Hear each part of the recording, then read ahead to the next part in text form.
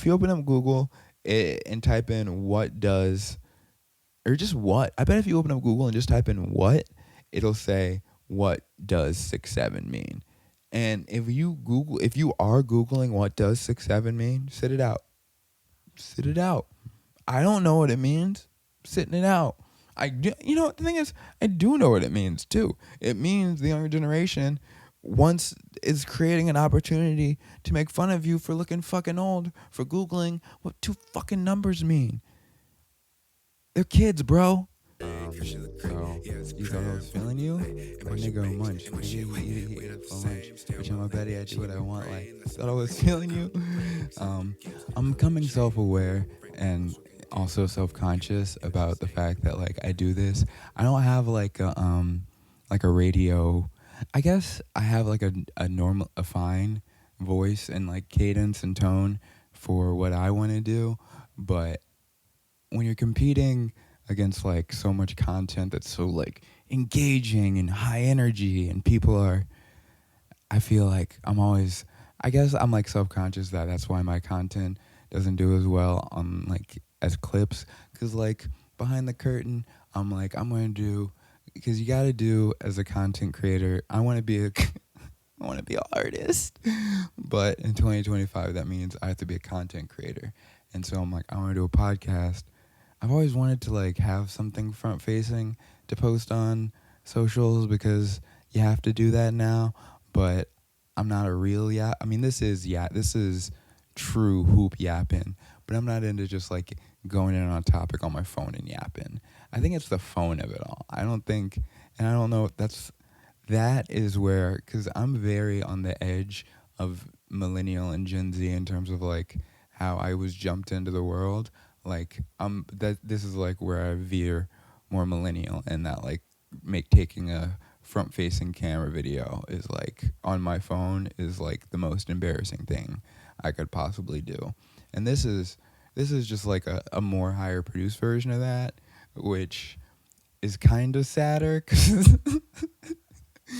I have to construct a whole veneer of not professionalism, but, like, effort. I can't, and it is a veneer, because I am just yapping at the end of the day, just like anyone into the front-facing camera. Ultimately, write in and let me know if you want me to not record this at 9 p.m. on a Saturday, because I could have more energy. Like, this is, if niggas know me, like, I do performance, and, like, you see, like, anything I put online is, like, or me on stage is just not me. I'm not a full, like, who I am on stage as a character.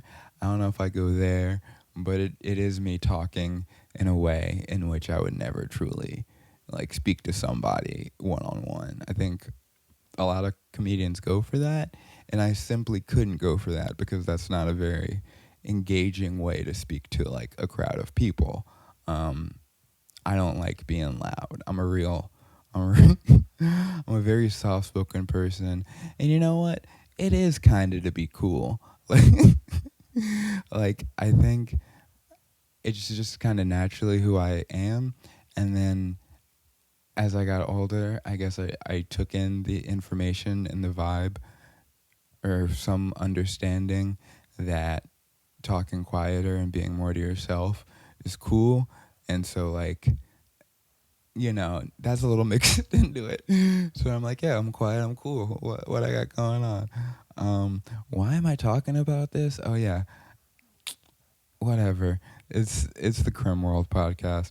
I almost never do any sort of formal introduction, even when I have a guest. The one time I had a guest, but I listened to it and I'm like, damn, never introduced them, never. And I like that. It's kind of also the vibe I like in audio. Like, obviously I want this to become something I can, like, monetize and gets bigger, but I listen to a lot of podcasts, and nothing makes me more upset than when I, like, press play on a podcast.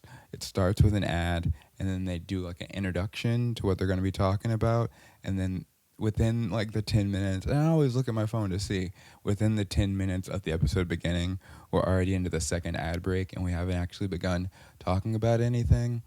I hate that. So that's always what I'm trying to avoid. I'm like, in the age of also, because it's weird, like podcasting's like that, but every other form of content's like, bam, right in your face instantly. Um, no time for you to like even think about scrolling or leaving. But then podcasts are like, we know you clicked on the podcast. We're gonna bullshit for 15 minutes. Then you can have what you're listening to. Not me. Not me. You press play. You hear 15 seconds of my music, and then we're off to the races. Who knows if what I've even spoken will make it in? Because that's how I edit. I edit like, where does it already feel like I'm kind of, this isn't like an original take on podcasting, I think. This is already too meta. We're just talking about podcasting already. I can't even do an introduction without being like, but what is an introduction to me? It's meta commentary brulee here. I'm not a big birthday nigga. I am a classic hate my birthday nigga. I'm sure there are many like me out there. I think I hate my birthday for the reason I don't like New Year's Eve or Friday nights or other people's birthdays. Frankly, it's because there's just certain days or people just act different. People are just acting not regular. I love people when they're acting regular on Friday nights, on New Year's Eve. There's other holidays. I don't know. Fucking. I was almost gonna say 4th of July. Halloween. Happy Halloween. Halloween's a good one. Halloween is more of a fun. I'm not gonna get into anti-Halloween because everyone's pro Halloween. I'm anti-Halloween, but I'll whisper that because I know certain people. But yeah, I just like a day. Like, it's not that I don't like partying. It's not that I don't like having a good time with friends. But I don't like when you go outside and you're just like, the streets are in bedlam, and it's bedlam on the streets rather, and people are just wasted and talking to you. But not like, sometimes people are drunk and talking, it's great. But on a Friday night at like whatever the popular strip of bars in your city is, it's just the worst. And I feel like that's kind of birthday energy, even if you're like just the person experiencing the birthday. I've never been, I'm antisocial, you'll slowly find out, but I've never been keen on just like everybody I've never been keen on just everybody half-heartedly reaching out. And honestly, I think this might have been a young person's thing, where on your birthday, like, it's the deluge of text, IG, Facebook, whatever you're on. Because definitely the older I've gotten, that's happened less, or I have less friends. Both could be true. But I don't like that. I don't like I think that's the other big part of it. Expectations. Nights where there's expectations, days where there's expectations. It might sound like, I don't know how this sounds, but I like to imagine every day of my life I'm like doing the things I want to be doing, right? Like, I'm not someone, we'll get into the sobriety aspect of my life, but I don't drink or really party ever. Not because I don't have the opportunities to anymore, because that's just not what I want to do. Like, if it's my birthday, like I said, every day of my life, what do I want to do? I want to eat something delicious. I think I try and eat something delicious every day. I usually want to work out. Working out is a good day for me. I do that when it's not my birthday. Seeing my people, I think now this year, I'll say my birthday, it was perfectly timed a family reunion. If I could run family reunion every year for my birthday, that would be perfect, because that is the one aspect of like having a birthday celebration that I obviously don't like think sucks. Community is cool, and I think if anything, a birthday is useful still in our society, because we at this stage need as many occasion as possible to engage in like a sense of community and being around your people. And any day you can do that, and any day where that's societally encouraged, or it's your birthday, so people are going to try harder to make it out. I get that. So I'm not anti-birthday from that aspect. I think, like I said, I got to spend my day with all my people, seeing people I haven't seen in years, seeing people who honestly are very old. And I'm like, next time we all do this, I don't know. It's like something and again, we're going to get into, I'm introing it being my birthday because today I just want to talk about being 30. It's the big 30 for me, being 30, and then that'll dovetail nicely into, I also celebrated 2 years of sobriety this past week, so I'm just going to have a little reflection on all that. That being said, one thing I've started to realize as like a 30-year-old is like anytime, maybe this isn't 100% true, but anytime you're with like a medium to large size configuration of people you care about and love, that is very, very well could be the last time you're ever with that exact configuration of people. You understand what I mean? Like if it's a group of 5 plus or plus people, especially once you get past 25, 30, you're with a group of 5 plus people who don't see each other often, and maybe one or two people bring their partner, someone brings their kid, whatever. That might be the last time you, like, not definitely, but in terms of it being that specific configuration, some of those relationships will end. The next time you guys do this, one person, maybe the people with the kids, might not be able to make it.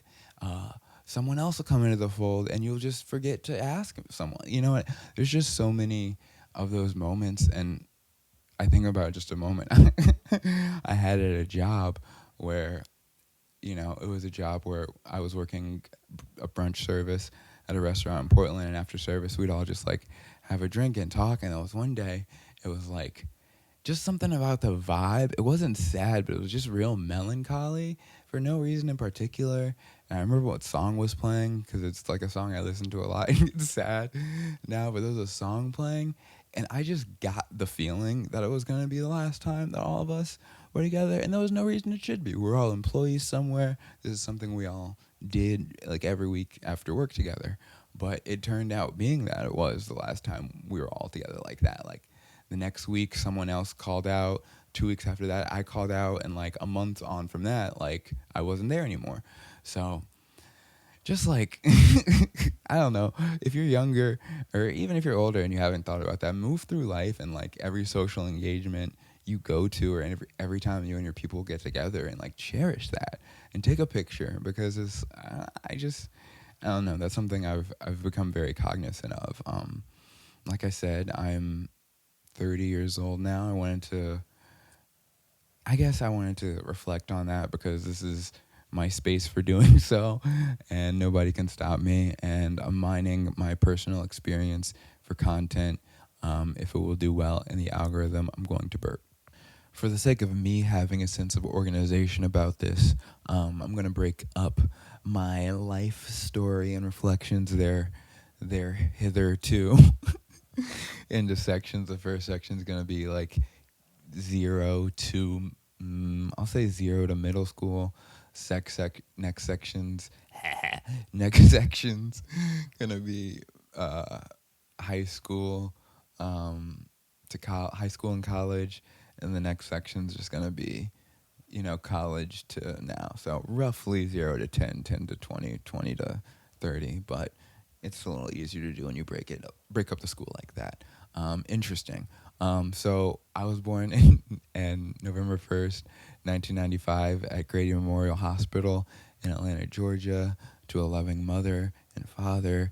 My parents were never married in my life. They were together kind of on and off as I grew up, and for a little while I grew up.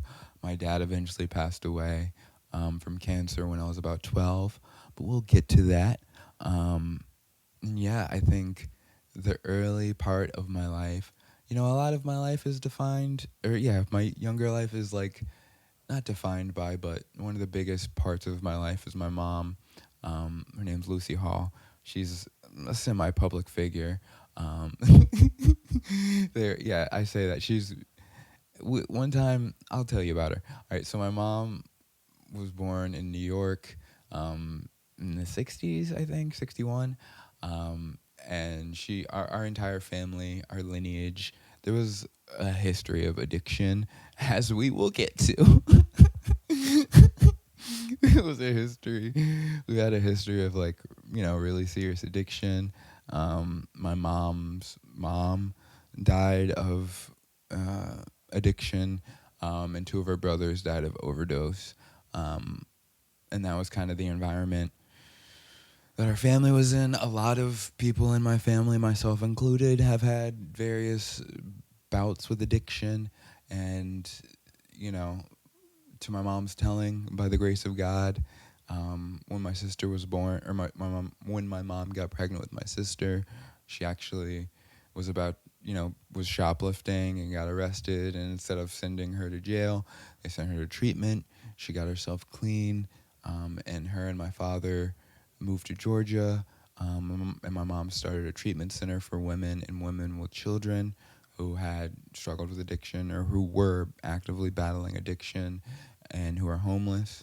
And now, that business is done tremendous. It's been tremendously successful. She's helped, I believe, in the thousands of women get clean and get their lives back together and get jobs and get their families, and just it's a really beautiful place. It's called Mary Hall Freedom House, and it's named after her mother, my grandmother, my late grandmother. And yeah, so like I said, I help women and women with children. It's expanded to help veterans, and just a whole different, all the ways people in this world need help, and their women, if they're in the metro Atlanta area, send them my mom's way. She will, I promise, help them. She's got like overnight shelter downtown, and she's got residential treatment centers throughout Sandy Springs and Dunwoody, I believe. But if you need help in that area, tap in. But that's just to give you a sense of the woman who raised me and the environment I was raised in a lot, because my father died relatively young, and even before that, I lived with my mom. You know what I mean? And my father, while I loved him and love him and I have truly nothing to say about negative about him, but he clearly didn't have his shit together in the way my mom did. And so, I spent a lot of time at her office. You know what I mean? Like, she was a single mom starting a business, and she did it in the same year, which they don't make people like her anymore, I believe. But that meant I spent a lot of time doing stuff at her office, just being a kid there, just interacting with that world, being raised by that village of really awesome women who had beautiful life stories, who had taken back their power in the world in a really beautiful way. So it was inspirational, and that also meant that also meant when I began to get older, not that there was any resentment formed about that aspect of her life, but it became hard for you rebel against whatever you got to rebel against as a kid. You know what I mean? Whatever the structure in your life is, not everyone obviously, but when you're a kid, that's my mom and that's what she stood for. So at points in my life where I was like, F her, it was also F sobriety and all of that. So, yeah, obviously that's not her fault. I'm not suggesting that if she didn't do all that, I wouldn't have needed treatment. I probably, ultimately her knowledge of places in Atlanta where I could get treatment is ultimately how I got treatment. But we'll get to that. And also God was another big part of that. It's not really worth, I don't think, me talking about. I guess I can talk or will talk about my spirituality at some point, but it's not Christianity, but I also am not F Christianity. I've, done a lot of work to heal and move on from the parts of myself that had trauma from the church experience. And fortunately for me, my trauma from the church experience was just having to go. It wasn't like anything necessarily negative happened at church, which I'm grateful for. Um, the other aspect of growing, what was I saying? The other aspect of her, having a really successful business and being an independent woman, when she got, my mom did the classic thing some black parents do, where they start making money and have a child, and they're like, cool, this child will never see black people. Because I have made money now, I can insulate them.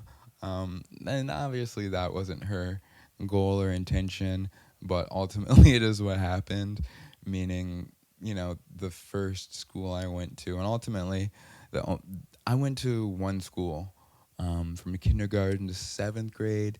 In 8th grade, it got too expensive. We went to a different small white private Christian school. In 9th grade, I went to a public school. It was too scary. So ultimately, through like my best friend's family essentially working at the school, and shout them out, finessing, as people who aren't watching the video can't see me. I'm making like a finesse motion. They finessed me back in there on the discount. I guess. I don't, and I'm glad I don't really know, because I was 13. That wasn't my business, but I'm pretty sure that's what happened. And so yeah, like I went to a small white private Christian school in Sandy Springs, Georgia.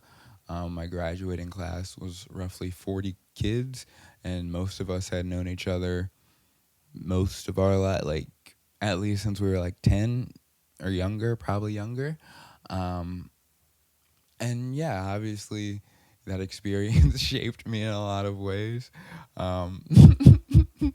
In response to the comment I made last week, so I put last week on the podcast, I made the point, a rather tongue-in-cheek point, a point that like I'm not gonna stand on, but I'm not gonna like disavow either. Just it was a silly point. I'm so defensive that Korean people were the new black people, and in I posted a clip of it on TikTok, and a bunch of someone called me. I don't know if you can say the second half of raccoon on YouTube, so I'm just gonna say that they called me the second half of the word raccoon, in the picture, and it got a bunch of likes. So I'm very sensitive to that, because I grew up around white people, a lot of white people, and I don't know what the politically correct way to talk about my own traumatic experiences, but it's like I'm one of the black people who's been classic, too black for the white kids, too white for the black kids. I don't think I ever really related to that particular experience, but I spoke on really in the Tyler episode, relating to people like Tyler the Creator, and Donald Glover, in terms of just being a black person that grew up around a lot of white people and white culture, and took that in, and thus I don't think I feel it anymore. I just brought up the coon. If they demonetize me, that's a blessing. They have to monetize me before they can demonetize me, I think. Maybe they could take me down anyway. So yeah, I'm sensitive, but yeah, so I've been called that. I've been called Oreo is the classic one. I talk white, all of that I've been told, and not my favorite. I never told my mom about that aspect of it specifically, but I've definitely talked to her about like, growing up in spaces where like, one time, I've talked about I think I talked about the middle school teacher I had that would call me and the other black kid the wrong name and give us candy. I've talked about like asking the other black girl out. I didn't. She's not poor. I meant to say that poor girl, but I also meant to specify the other black girl. That I'm loving this. So I'm used. That's. I say on stage a lot of this in some form or the other. I say on stage, but I wasn't comfortable saying nigga until I was like 25, and still, if black people ask me to stop, I will. But that's generally not, the second half isn't true, but the first half is true, and it sounds so crazy to say this, but like it wasn't until I was in Portland and like found community with the black people there in like 2020 and like actually had black friends that I was like, okay, cool, I'm like an acceptable black person to black people.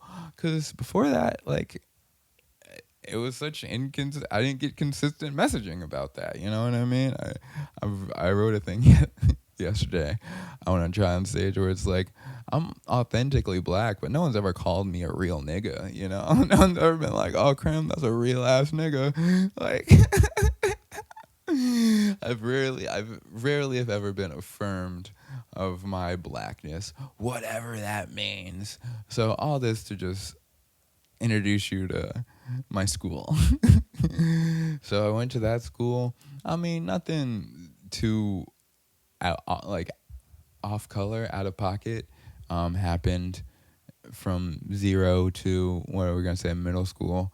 I mean, what kind of kid was I? I was like the only black kid in class. Like, there's only one. That like fits you into a mold. You know what I mean? Like, I don't know what type of person I would have been, but I think like I definitely was like more outspoken. The way I talked about earlier, being like quiet and like thinking that's like cool.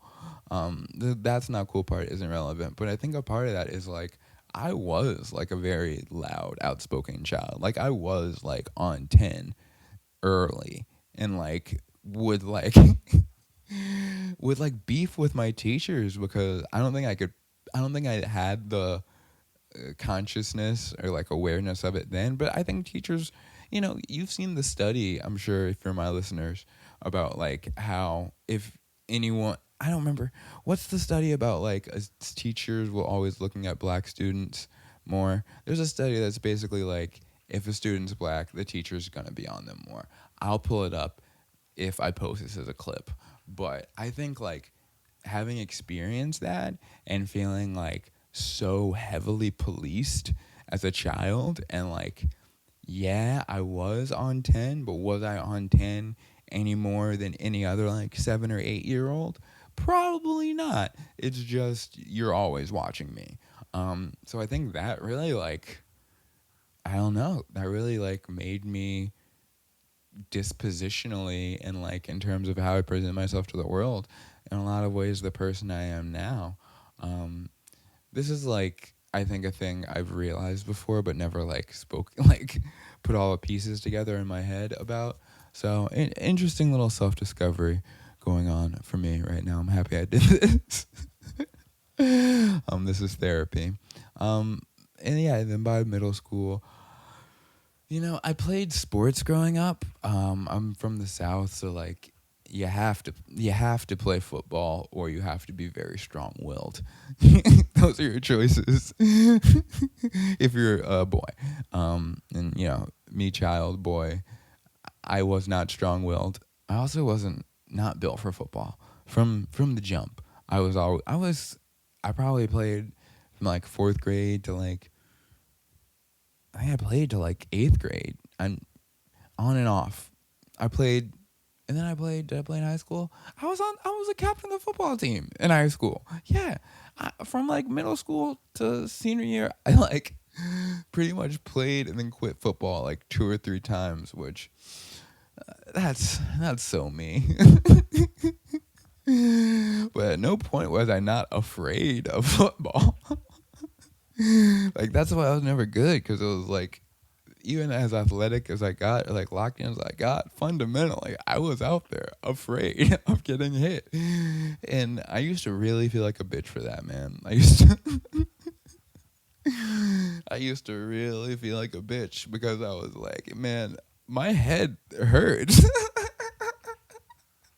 It was, the craziest thing was, there was one kid in my school, and if you went to my school, you'll know who I'm talking about, who had just like so many concussions, and I never really knew him well before all the concussions, but the version of him I knew, I would just say, I'm not.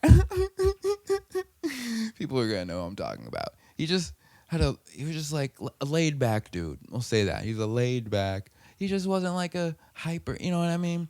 And I don't know if that was because of all the concussions, but I do know, like, there was a point where the like trainers were like, hey, if he gets one more concussion, he can't play football anymore.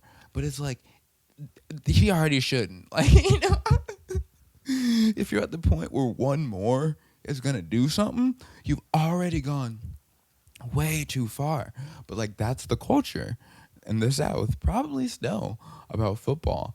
I always like to say, like, I'm not gonna let my kids play football, and I doubt he's a Pacific Northwest a kid of two people who identify as queer. Like, the odds aren't great. But if one day he comes home and he's like, dog, I think I could be a sick ass QB, I'm gonna be like, yeah, you can, bro. For sure. Let's go out there right now and get you a helmet. So that's that. I regret, I mean, I did a couple of plays and stuff, and I regret like not leaning into that stuff more, because that's like, I'm a performer now. I'm a more artistically minded person, I think. So like, that would have been a better use of my time and skills, and most of my friends did that, and I had fun whenever I did it. But gotta go play a sport where you're scared. The team also, the team wasn't good. So that kid that almost like permanently broke his brain was doing it to go like 1-9. The only one would be on homecoming when we played Lake. And I'm not saying this to be, this isn't a joke, but we would just play the Jewish school. And that was every year, penciling W yeshiva for every sport.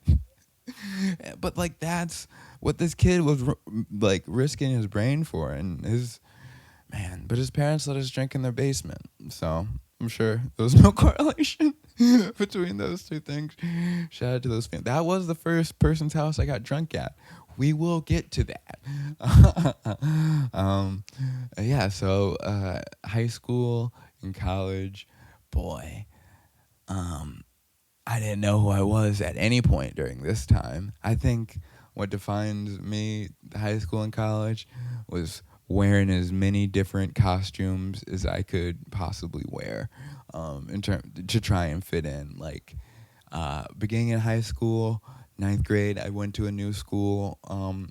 I befriended a lot of the kids on the lacrosse team, but I didn't play lacrosse.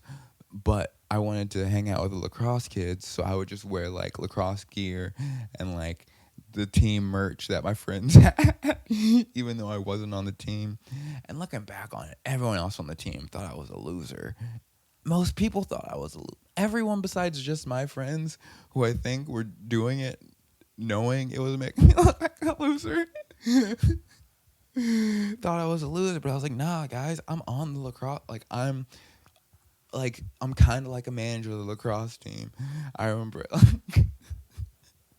I was talking to this girl one time, and then she came to a lacrosse game, and I was in the stands, and she was like, oh, you're not on the team? And I was like, oh. Oh, I haven't thought about that in years. So yeah, that, and then by the end of my time in college, I was in a Christian fraternity. You know what I mean? What was I doing? Shout out my Christian fraternity. Shout out my Christian fraternity brothers. It's not that I in any way regret that time. I shouldn't have been in a Christian, why was I at a Christian college in Nashville, Tennessee, joining a fraternity? To fit in. And again, I did. And honestly, I don't want to say this like I don't know. Like I said, I transitioned schools like 3 times in a 3-year period at one point, and then I went to 2 colleges, which is another 2.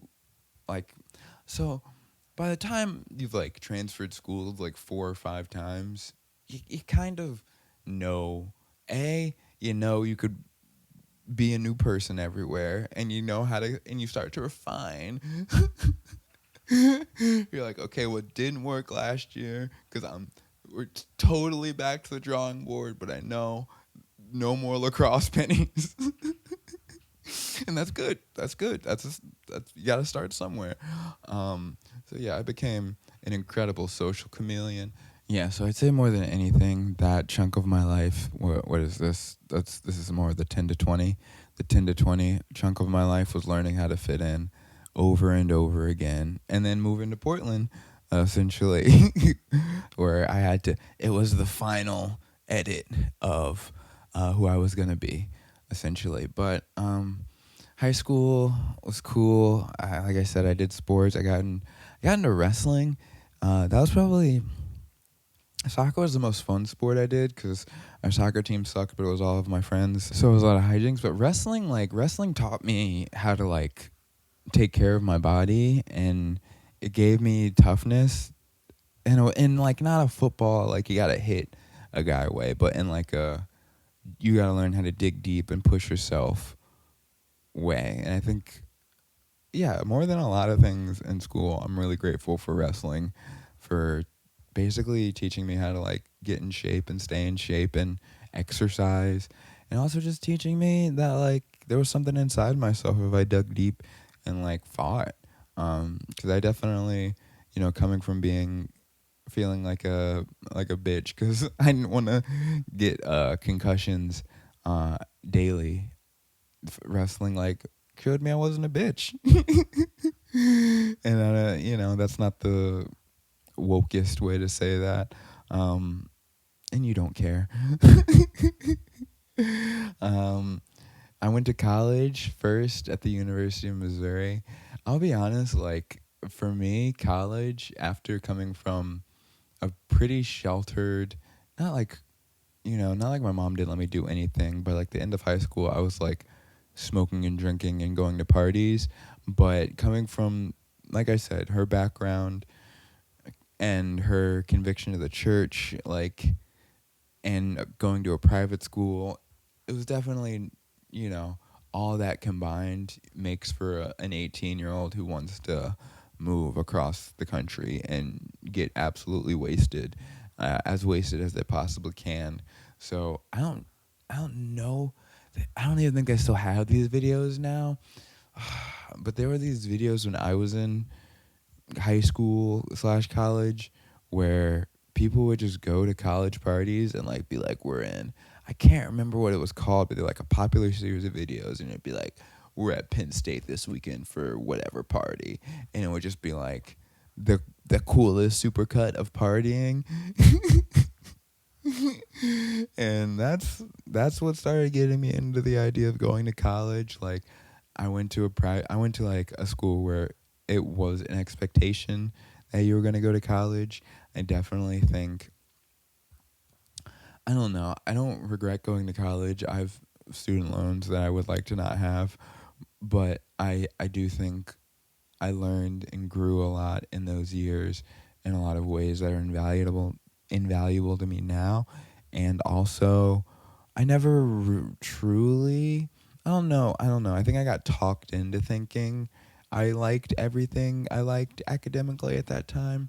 I initially wanted to be a journalist, I think, as I talked about a couple episodes ago, and ultimately moved into business and ended in like social media marketing, like internet marketing, which is a job. If I was to have a corporate job, I think I could do social media marketing.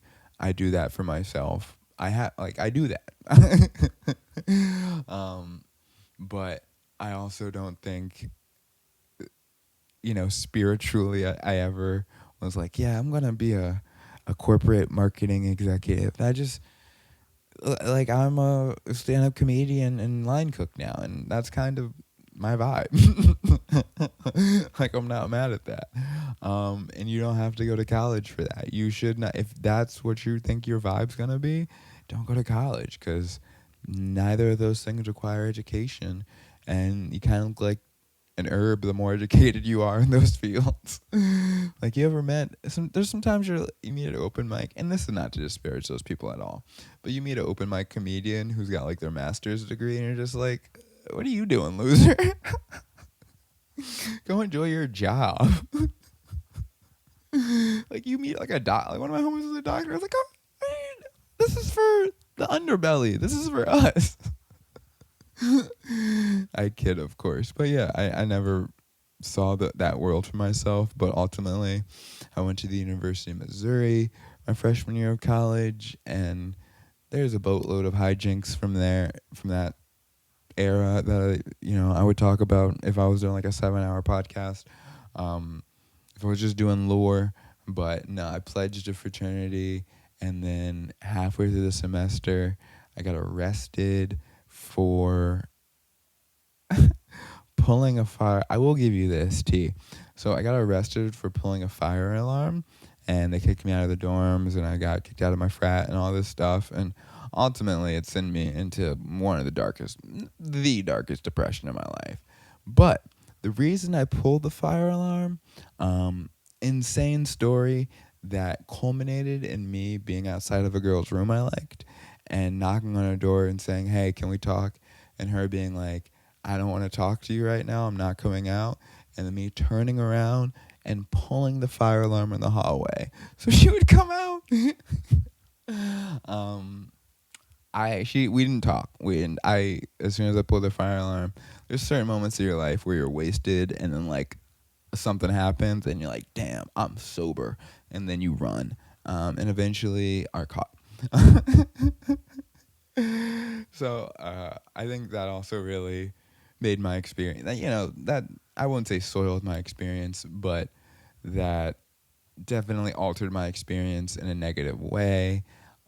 Ultimately, I ended up transferring to a school in Nashville University called Lipscomb University. Shouldn't have done that. That's where most of the loans are from. With respect to all those people I know and love in Nashville, and I do know and love a bunch of you MFers in Nashville, what was I doing there? That was real. Like, I dropped out of school. I had gotten it's not that I had my head on straight, because I certainly didn't at this point in my life. I was doing the most drugs and alcohol up to that point. Probably the most drugs I ever did. I would get more into booze later. Most drugs and alcohol I ever did. And what was I talking about? Oh, yeah, and so I was in a darkish place. But my mom was like, what would really help all of this you got going to a private Christian college in Nashville.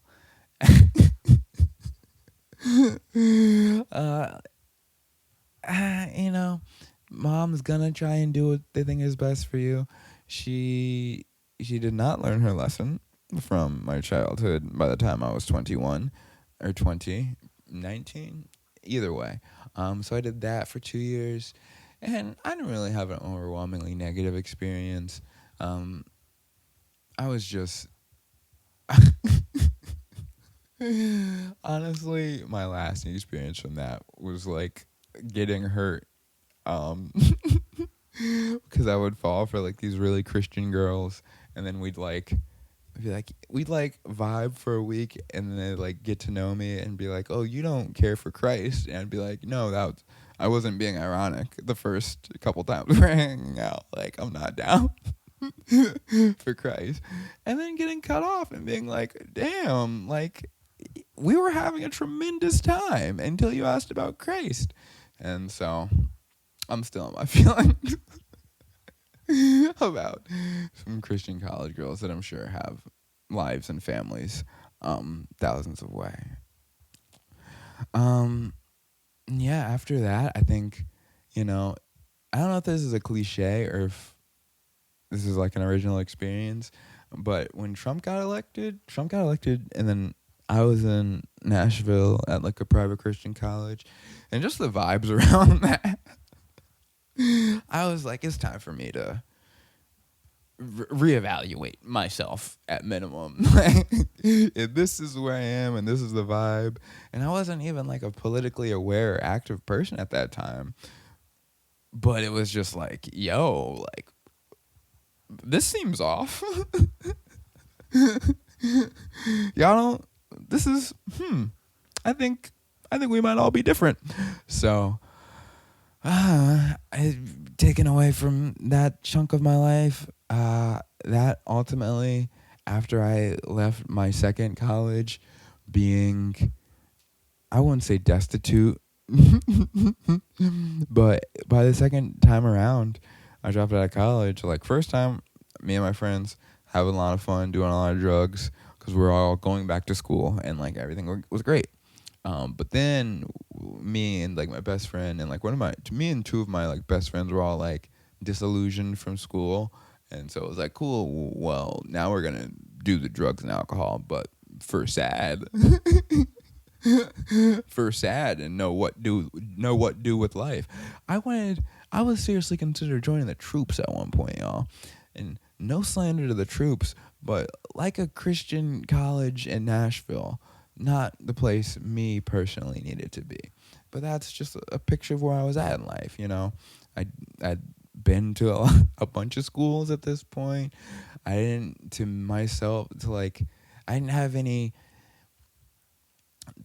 The type of depression me and my friends had was like a purely we live in a capitalist society depression, because we were all like smart kids who were like talented and came from like good family, like, you know what I mean, like well-to-do families, and we were just like, well, we're not gonna all be rich bankers like our friends, so I guess fuck. Well, that's really, and like I understand, I guess, the like disillusionment of like, you know, we talk a lot of the media, I guess, talks a lot about like white young kids or whatever. And I was around white young kids, and, you know, identify with a lot of the same things they identify with. So like, I get it, like that when you come from like, you know, an amount of money and you like work reasonably, you worked at least as hard as your friends who got good jobs, and your prospects are kind of they aren't. They weren't really, but they feel like they're kind of shit, because of that comparison that's heightened by the social media, yada yada yada. Yeah, you can have not a trust fund, but you can have a reasonable safety net and still have a lot of opportunities in your whole life across from you, and like still live at your parents' house in a beautiful neighborhood and feel destitute. It's not true, but it is how you can feel. So that's kind of how I get to Portland, and how we'll get into the 20 to 30. Eventually, at one point, I was still living with my mom to like 21, and she kicked me out because me and one of my friends had smoked weed inside of our house, which was a dumb idea. In retrospect, what did I think was... It's the thing of like, when you're high, you don't smoke. Like, of course we smoke in a house where there was literally never, ever, ever, never, ever, never, ever, never weed. You bring weed in there, it's gonna smell like weed. You know what I mean? Me to my 20-year-old self. And so she kicked me out. I guess I also should add I got arrested for the second time sometime around here at like 20, because I got caught with like a small amount, earnestly a gram of weed in my car. Hilariously enough, when I told my mom, she was like, why didn't you eat it? And I'm like, you're much cooler than me. But so like that compounded onto like the reason she was pissed about me smoking in her house, because not only was I smoking, but like I had already been arrested for this, and so to her it's extremely traumatic. You know, the type of background she comes from. Like, honestly, there's nuance, I guess you could say, to like weed and whatever, as in terms of like it being a drug or whatever. There's conversations we had around that. That's she has as a boundary. You know what I mean? She's allowed to have the boundary of I'm addict or not. I don't want drugs in my house, and I broke that boundary. Reasonable. She kicked me out. I stayed with one of my friends for a couple months. Luckily, and again, this is proof that we were fine. His dad worked construction, and or his dad was a contractor, and just hired me and his friend to just make great money. And it was hard. We had to wake up at 5 a.m. and we worked from 6 a.m. to 6 p.m. But we got a bunch of money and we just get wasted every night. So that was the hell I had to live in. Just listening to podcasts and siding houses. The couple months, honestly, needed it. Really needed it. It helped me save money. And, one of my high school sweetheart, if you will, the only girl I really dated in high school. She lived out in Oregon, and I just randomly started talking to her one day and talking about where I was at in life. And she's like, well, I live out in Portland. You should think about moving out here. And I had nothing going for myself.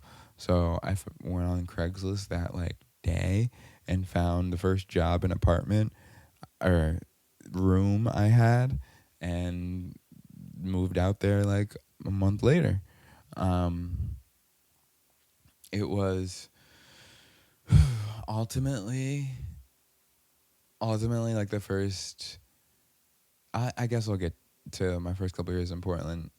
The move ended up affecting, having moved in that way, ended up having still having an effect on me because the friend I lived with at that time, my best friend, we had truly known each other since kindergarten, and we were at this point 21, living together, working the same job, spending all our time together, doing all kinds of drugs together, getting into all kinds of adventures around Atlanta together.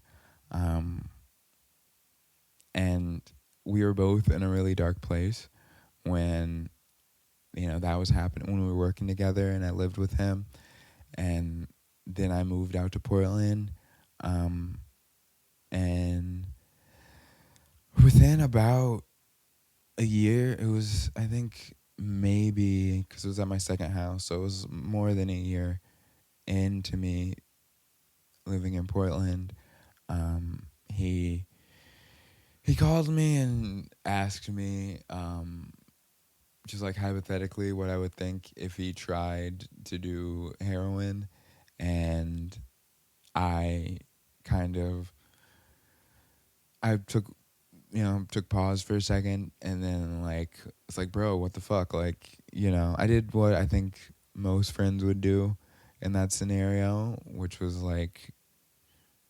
try and lovingly shit on him. You know what I mean? Be like, hey man, I love you, but that's dumb as shit. You have a lot of really, you have a lot to live for, and you have a family that loves you. And at the time, his mom was going through medical issues, and I was at least don't roll those dice while she's not doing well, And in retrospect, I'm sure that compounded why he was not doing well. I can only imagine. But, my mom has worked in treatment her whole life, and she told me afterwards that when he called me to ask me about how I would feel, he'd probably already done it. And I've had other people who have been, addicts in that way confirm that. There's no way to confirm that for sure, but, echo that sentiment. And, maybe a week or two after I got that phone call from him, I got a phone call from another friend that he had overdosed. And, it's hard to not carry a level of guilt about that. Not that in any way, I've done this in therapy a million times. It's not that in any way I feel that he was my responsibility, but it is impossible for me to look at the, fact that within a year of me moving away and like him losing the like person he was closest to, and like probably at that point his only sense of community and like someone to talk to about shit, within a year that he was gone. And that's just hard to square, you know? I did what I had to do, and I don't regret that, but at the same time it's hard to feel like if I was there things could have been different. And that's not on me. But yeah, I moved to Portland 2018. I think 2018. I moved into a house in Selwood with like 4 other people. I started working as a bouncer at Holocene. The story of how I got my so I had never been a bouncer before, but I saw that this bar. I had never been a bouncer before, but I saw that this club was hiring for a bouncer. So I emailed them and I said, "Hey, I've never been a bouncer before, but I'm tall and black and think I could do it." And they emailed me back, "When can you come in?" And I came in the next day. And the person who was doing the interview just like looked at me. I was like, "Yep." And that's how I got my first job in Portland as a bouncer. On another podcast, another day, we will talk about how I got fired ultimately. But yeah, I bounced for a minute, and then I started working in food service, and I worked in food service the rest of the time I was in Portland. Reflections on just my 20s and living in that city as a whole. I have a love-hate relationship. Not a love-hate relationship, just like a real... anything you love a lot, you also, there are parts of it that get under your skin. So that's how I feel about Portland.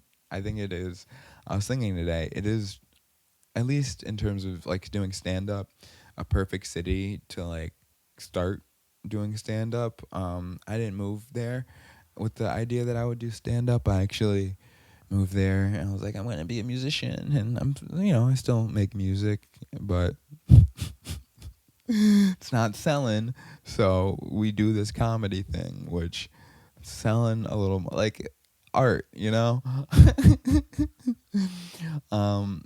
was I talking about? Comedy? But yeah, it's a great city to start doing comedy, or really any art form, because like you can get on stage and get a platform, like at least locally, pretty quickly, because small pond, but like not like, it's still a pond. There's some cities where you're like, this does not even qualify as a pond. Respectfully, Vancouver, Washington, not really a pond. But, Portland's a pond. Like, people are respected. Not a lot, but they respect it. So yeah, I think, my time in there was mixed, I've never, and there's a lot of parts of my life that are their own episode. 2020, to like I guess this will dovetail nicely into sobriety. Like 2020, which is like when, I have somewhat of a platform now. That's how you're listening to this. I'm not nobody. I'm not nobody. I'm not. I'm somebody. But I have 12,000 followers. Maybe 13, actually. Okay. Anyway, 2020 is when all that started to happen for me, which is crazy because 2020 was 2020. Like I said, just the way I got involved in social justice and activism. Basically, for those of you who are just hip to me from comedy, I was a comic and like a local artist, and 2020 happened and I started getting involved with social justice, when George Floyd was murdered, and marches, and ultimately a whole new community in terms of like activists and organizers started to pop up in Portland, I also, was activated during that time. And, there's a lot that I could say. Just a lot happened in a 2 to 3, 4 year period that ultimately, you know, start addiction was involved in that. I think 2020 we could start. Let's start talking about addiction. How about that? So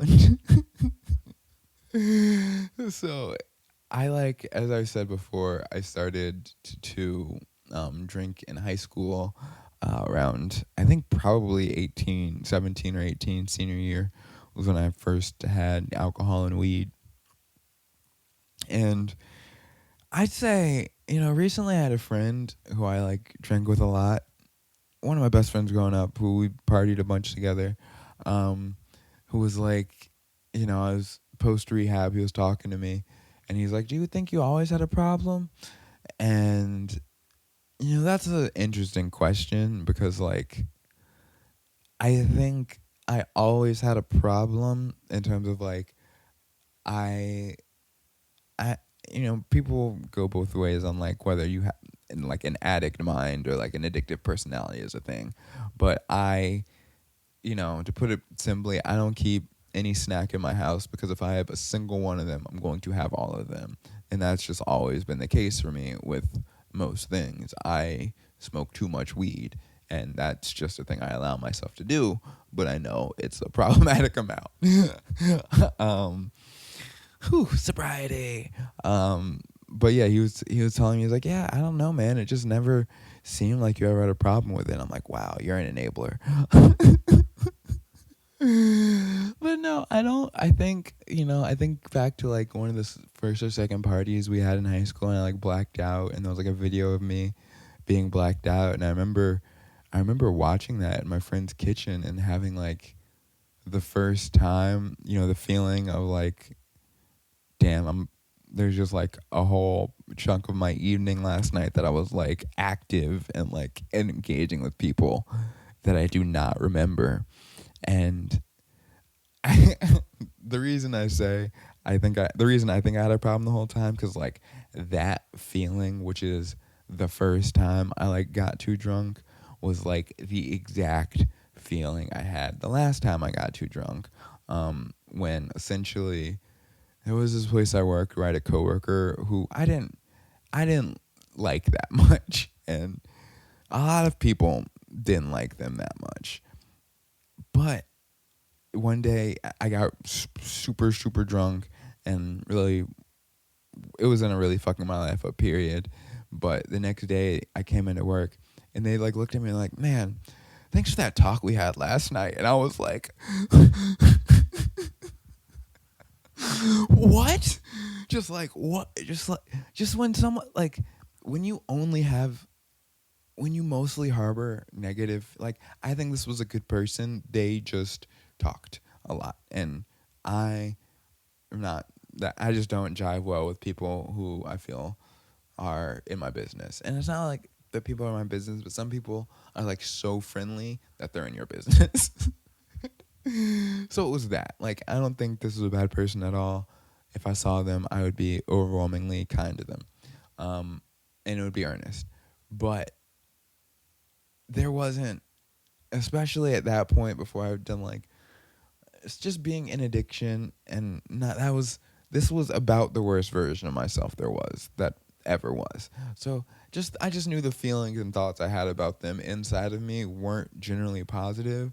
So the idea that we just had a whole conversation and they were they thanked me for it was I either to this day I don't know what I said, but I either I was hey, listen, everybody doesn't like you, but I do.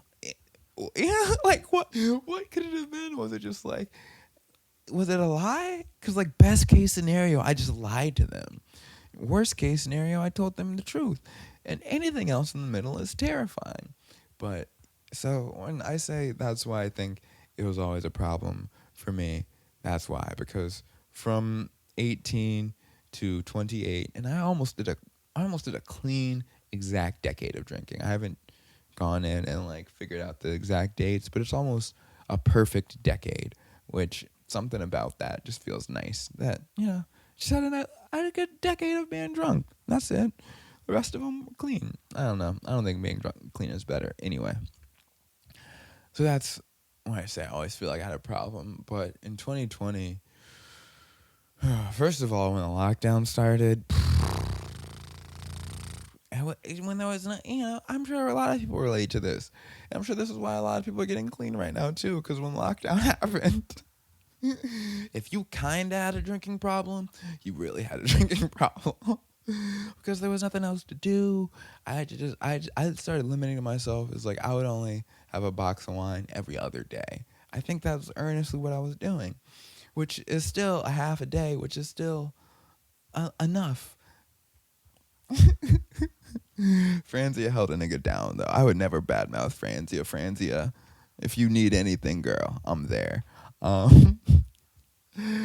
So I think, I think the panini hit.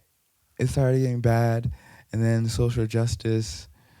Me and my friends at the time, we were going out and doing really dangerous things, and we were seeing violence, and we were seeing our friends be arrested. And at one point, Homeland Security arrested me. And when Homeland Security tried to arrest me, this will, again, another episode. But essentially, what had happened before I ultimately turned myself in, but they tried to arrest me at one point in a way that was very akin to kidnapping. And that a bunch of dudes in collared shirts jumped out of unmarked vehicles and tried to throw me in said unmarked vehicles, but a nigga was too nice and got away. But because of that experience, I started having just like reoccurring nightmares almost every night that I could remember my dreams about that happening. And so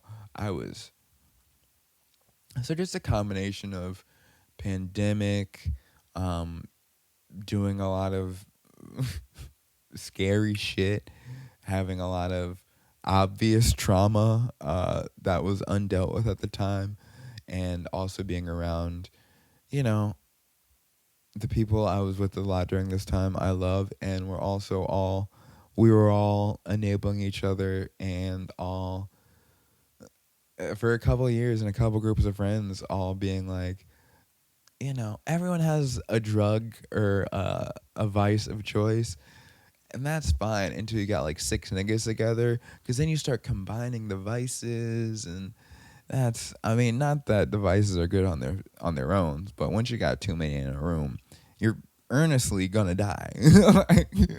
That's how those things work. So by the time all of that like subsided, I had caught a case. I had just been going through I frankly did a lot of fucked up shit, and had to be held and was being held accountable for it, and like not in a way in which I had the support to deal with. So for just more reasons why I ultimately turned to drinking a lot. When I get into why, I'm going to get into like what helps me now, whatever my philosophy about sobriety is. But the biggest thing, I think, that like the biggest reason at that point, after all this had even happened, the year or so before I went to treatment, also I had a kid. Also I had a kid for sure. The year or so before I went to treatment, what was I saying? Yeah, basically, I had gotten so far away from what I felt my purpose was. Like, I think stand up for the first time in my life in like 2019, 2020 became the first thing that I was like, oh, this is what I do. Like, this is why I was put here on this earth. Like, there's a lot of things you try in life that you really love and maybe think you want to do. And I had, like I said, worn many hats and had many things I thought I wanted to do or people I wanted to be. But ultimately, you have to listen to the feedback you get from the world too, you know? And stand up was the first, just to put it simply, stand up was the first thing people like I felt brilliant at, not to like toot my own horn and to say I do something that's like, not to say I'm some auteur or anything, but stand up was the first thing where like people come up to me and be like, "You're incredible," and like I still, I subsist now still on like the one compliment I get a month that I'm just like, "Holy shit, for real."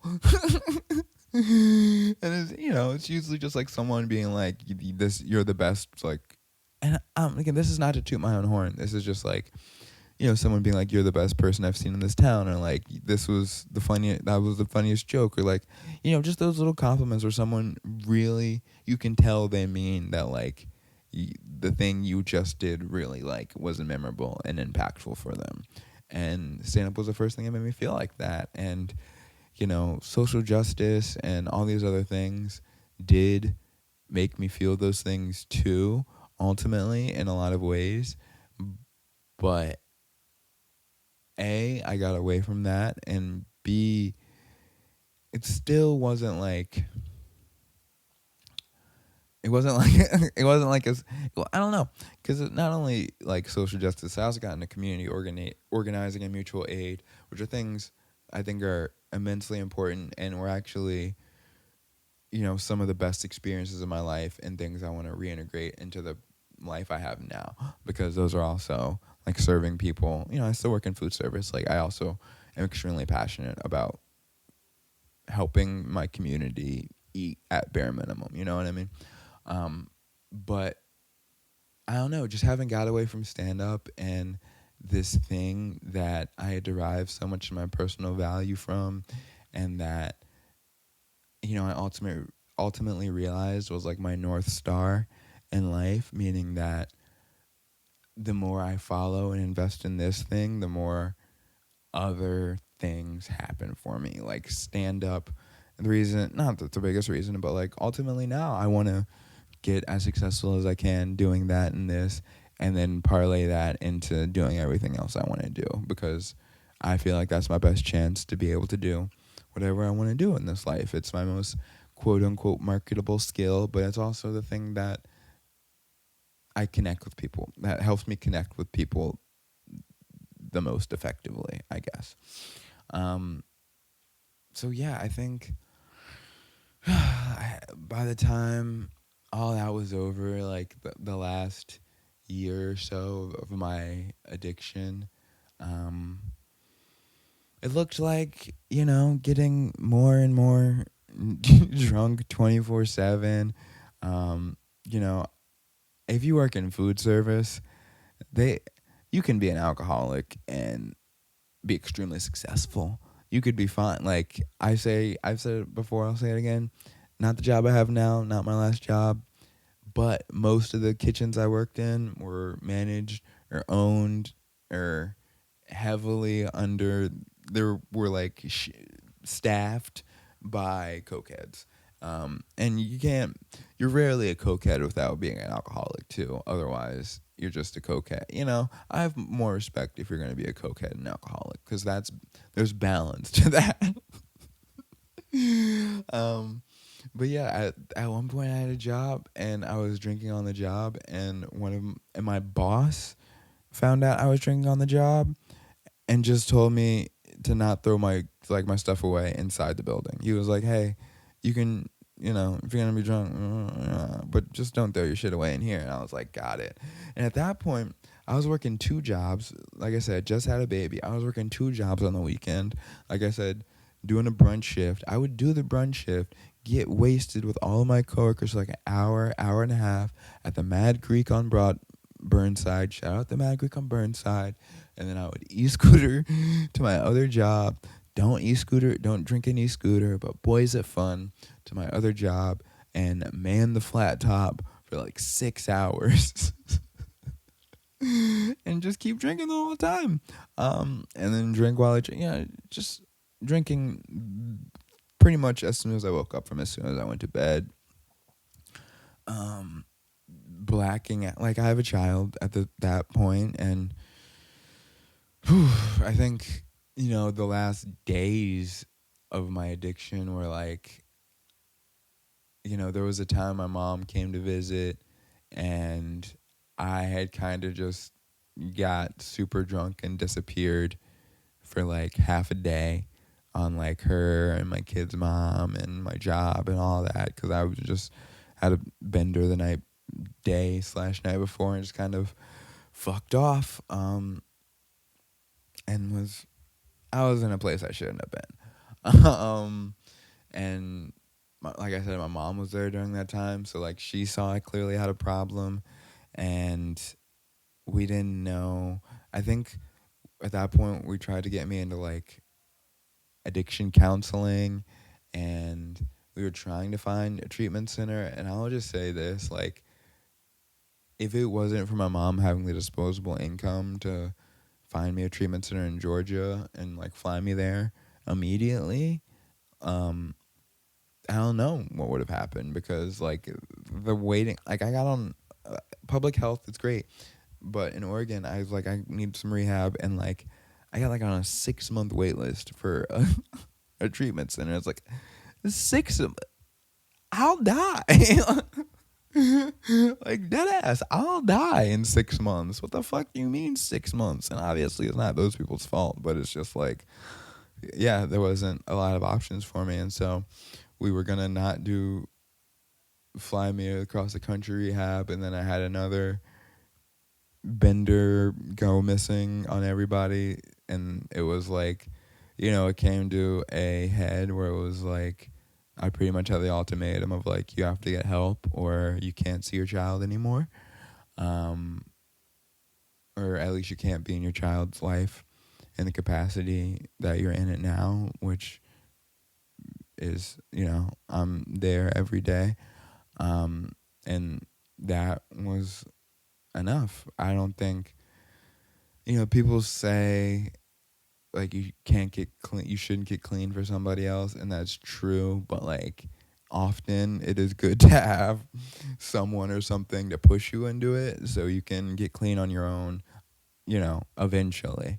But yeah, I don't know if I didn't have a kid again, I don't know if I would have felt the conviction, because I had already at that point fucked off most of the good relationships in my life. And I was about to do that one as well. So yeah, I went to rehab in Decatur, Georgia, on Covington Highway. I stayed in some apartments in Lithonia, and I look back on it now with rose-tinted glasses, because I fucking love Atlanta, bro. I love Atlanta. I love the east side of Atlanta. I love that at that point in my life, I just got to go be around a bunch of black men in Atlanta, and like, I don't know, that was an invaluable experience, man. I'd say like, even if you don't think you need treatment, and you probably can't because of the aforementioned shitty healthcare system I mentioned before, but like if you are also have affluent parents, you can go to rehab, even if you don't think you have a problem. Just anyone in life could use a mental reset. Anyone in life could use a couple, months, 90 days for me of just having to take inventory of who you are and the things that have led you up to this point and your flaws, and get some counseling and do some group counseling, and just, rehab is really like camp in a lot of ways. It's just, on Fridays, me and the dudes were just, and for the second half of class and group, just play Uno and stuff. And like that, you need everyone in America will be happier if on Fridays you just played Uno, right? Like, fuck the bullshit. So Ron, I need you to add this to your fucking plan. On Fridays, we all just playing Uno. I think this society would be so much more farther along. And obviously, I think it's clear that I am acknowledging I come from a place of privilege, and not everyone could do that. But it is like what was my mom gonna do? Let me die also? Nah. So I was really grateful for the experience I had, and the biggest factor I think, and I have 2 years of sobriety now.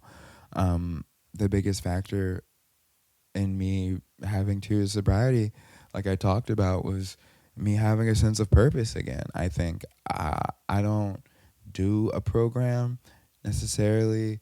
I went to AA for a while. I don't have anything negative to say about AA. I think AA works for some people.